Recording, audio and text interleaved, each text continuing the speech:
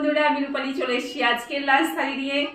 এই শীতকাল মানেই জমিয়ে খাওয়া দাওয়া, তাই না? শীতের ফুলকপি পেয়ে গেছি, শীতের টাটকা বেগুন, তাই বানিয়ে নিয়েছি। গরম ভাতের সাথে নিয়েছি একটু কাঁচা পেঁয়াজ, শসা, বেগুন ভাজা, আর বেশ ভালো করে চন্দ্রমুখী আলুটাকে জিরে ভেজে, কাঁচা লঙ্কা পেঁয়াজটা ভেজে তৈরি করেছি। দারুণ লাগে এটা খেতে।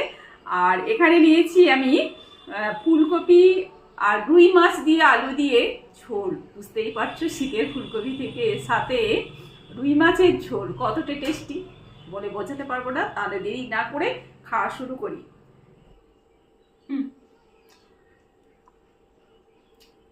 শীতের ফুলকপি টেস্টই আলাদা, তাই না? আর সঙ্গে শীতের বেগুন, দারুণ টেস্টি। এটা আমার মনে হয় সবাই ভীষণ পছন্দ করবে। রুই মাছের সাথে ফুলকপি আলু দিয়ে ঝোল।